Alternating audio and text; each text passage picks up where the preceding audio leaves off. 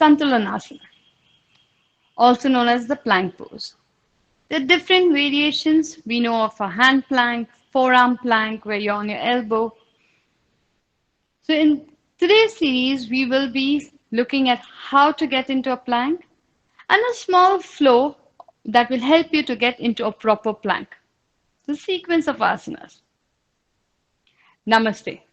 I'm Zahabia Walbek from Wiforia. And before we go ahead, please subscribe to my channel and click on the notification bell. Let's go. So to start off with, it's easier to get into a plank from a cat pose. So we'll come into a cat pose. Now, while you're in a cat pose, first let's start with the fingertips. So you're gripping your mat with your fingertips. You're pressing the base of each finger, your knuckles, you're pressing the base of each finger into the mat. Your elbows are relaxed, they are not locked. That means they are facing towards each other. Once you lock your elbows will start facing out or diagonally out. What we want is we want our elbows facing each other. Okay? You'll make sure your chin is slightly ahead of your fingertips. Roll your shoulders back, engage your upper back. What I mean by engaging your upper back, you try bringing your shoulder blades close to each other. So this is just for your arms. Okay? Now, we need to engage our core also. So, now see what I'm doing with my hip? I'm tilting it, I'm pulling my belly in, my navel is tucked in, tailbone is facing down, and I'm here. This is your starting position for getting into a plank. First, just stay here, get used to this. Continuously keep pushing your fingertips into the mat, grip the mat tight, keep pushing your knuckles into the mat. Check your elbows, check your upper back, pull your stomach in. Keep your neck and your back in one straight line. Now from here, we'll go into the bear pose. We'll slowly just lift our knees off the mat. So you're here, and then slowly just lift up. Breathe. Down. Again, lift.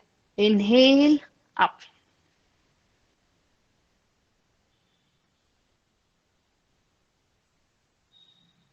Slowly down. Now, a point of caution. When you were doing this and you felt that there's any kind of discomfort or extra pressure on your wrist, that means you were not using your hand properly. Now, the reason we are gripping our fingertips, we are gripping the mat with our fingertips and pushing our knuckles down is so that our wrist, this entire section stays nice and relaxed. But if you find what you already did was tough and you started making a cave, like, your knuckles came off the mat like this, or you just felt like your hand was nice and fully relaxed, but your wrist was continuously working and it had a lot of pressure or weight, that means you're not using your palm pretty well. And that also means that the muscles of your forearms and your arms are not helping you hold. So you first just stay in this asana in the cat pose and try working between cat pose and bear pose before you actually go towards plank. Okay? It's easier to hold a plank. You can get into a plank, but why do it at the cost of your joint? What happens is today your wrist is hurting, tomorrow elbow, and then shoulder. All of these joints will start hurting while you're holding a plank, especially when you're in a hand plank. So let's not do that. Let's make sure we work bit by bit, we strengthen and we progress. Okay. Now let's say till now everything was nice and comfortable. From here, you'll go into a bear pose, and from here you straighten. Continuously keep checking, fingertips, pressing your knuckles down, elbows facing each other, engaging your upper back, pull your stomach in, squeeze your glutes, and your legs are straight. Keep your back and neck in one straight line, hold. Now how long you hold here? will depend upon you, how comfortable you feel in holding the asana. You can hold 15 seconds, 30 seconds to a minute or more. But make sure while you're holding that you do feel your core strength working. You do feel your core strength and you do not feel any of the joints. In a plank, the second caution is your lower back. Now, let's let's cater to that. So if you're here, you do not, your arms and your wrists, everything is nice and comfortable. There's no problem. But you start feeling your lower back in a plank. That means you are creating an arch, something like this, where your belly is going towards the floor and your tailbone is going out. If this is the way you're going to hold a plank, you will definitely feel the pain in your lower back. That's why we pull our belly in nice and tight. This should feel nice and tight, this entire section. Fully in. This part should be straight. Then try holding that and come up. Just focus on this area. While when you want to focus on your core, you're just focusing on this area. Hold, come up. From there. Hold.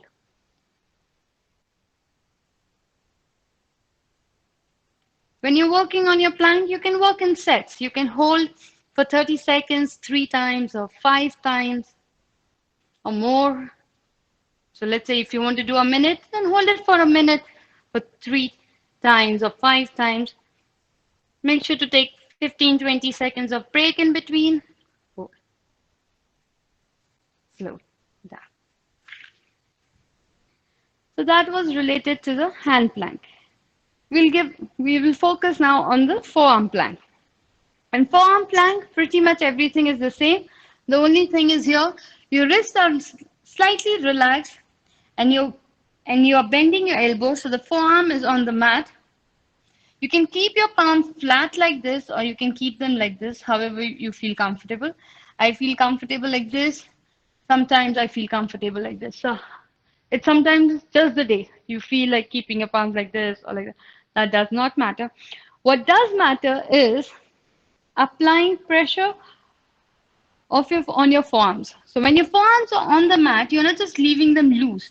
You're actually pushing your forearm into the mat when you're holding the plank. So I'm here. I'm pushing my forearm continuously into the mat. My elbow is just below my shoulder.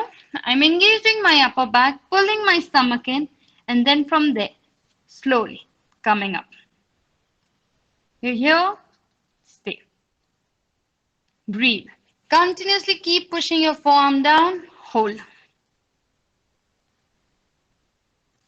Down. Now let's say if you want to keep your hands like this, it's the same thing. You're again pushing your forearm into the mat. Slowly up. And you're here. Make sure you're not holding the forearm plank by pushing your hip up. Try keeping your nose or your face just above your hands. Hold. Roll your shoulders back, pull your stomach in, engage your upper back, and you're here. Slowly down and relax. So that's all about a plank. Point of focus, upper back, and your core. Point of caution, wrist, elbow, shoulder, any of the joints, and your lower back. Now, these are the things you continuously keep checking when you're holding a plank. The best thing to do while you're holding any of the asanas when it comes to strength is continuously keep scanning your body from top to bottom. Keep checking all the cues that you have. Keep checking what you should not do, then letting your mind wander off to a beach, for example. Okay? So that's Santolanasana, plank pose.